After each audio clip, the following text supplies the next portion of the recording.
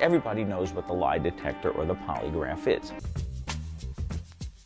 There's both mental countermeasures and physical countermeasures, such as, for instance, counting numbers backwards by 3, starting with 100, squeezing of the buttocks, pressing toes down on the floor in your shoe. Of course, the more primitive ones is holding your breath or altering your breath patterns. People try biting the inside of their gums, biting their lips.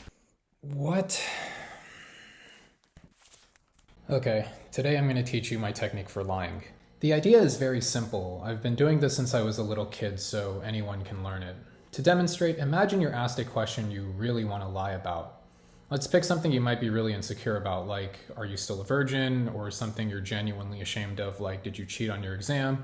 Or something you're embarrassed about, like, are you filming this video in your underwear? To do my lying technique, all you have to do is, instead of answering the question you were asked, in your head, quickly ask yourself another question with the answer you want to respond with that you can answer honestly, then answer that replacement question you asked yourself in your head out loud as if you were responding to the original question. So following, say, the "am I still a virgin" question, in my head, I'd silently ask myself something like, are birds reptiles, then respond to my own question out loud, and obviously the answer is no, since I know birds aren't reptiles. Normally, if you lied to a question like this, one you're deeply self-conscious of or just uncertain about, you'd feel a suffocating tension or guilt even before you lied. Then after lying, you'd get this urge of unhealthy extroversion that makes you want to ascertain that other people bought your lie. So you'll know when you've done my technique correctly because all that tension, guilt, etc. just instantly disappears. Try it yourself.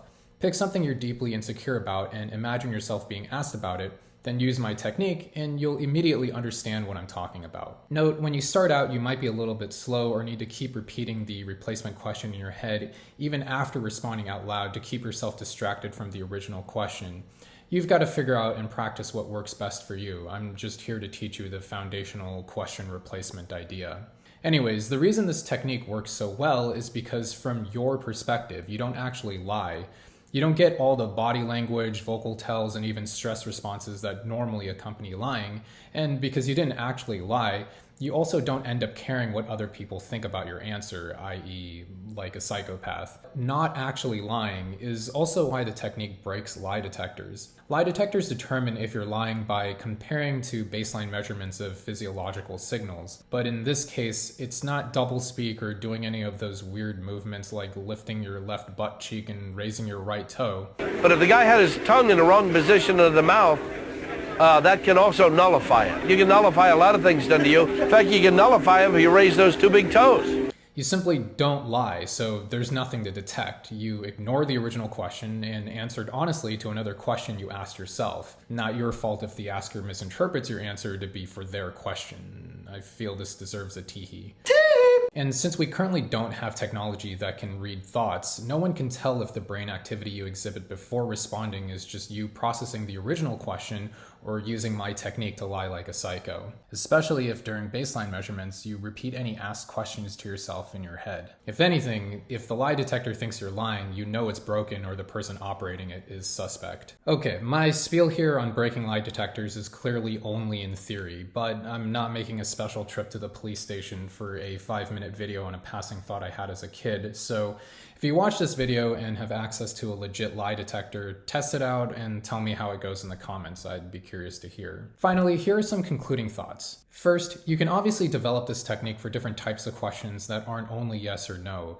You just need to ask yourself the right replacement questions. For example, if you want to lie to your personal trainer about eating donuts all day, you could ask yourself what Garfield's favorite food is when being pressed about yesterday's dinner. And for cleverer viewers, you can think of ways to tell more constructive lies too, extending to full fake lore for yourself. Second, lying like a psychopath doesn't mean not lying like an idiot. My technique won't help you if your answers are inconsistent, so don't get too confident and overextend. Lastly, I hope you don't abuse this technique and use it in situations where you should be telling the truth. It's a great way to be effective in social deduction games or dismiss people who are asking questions obnoxiously, but I don't want to see a bunch of TikTok idiots regurgitating my idea as advice for malicious behavior. That's all. Thanks for watching and hope to see you in the next one. There's only one reason to try to beat a polygraph test. You're lying.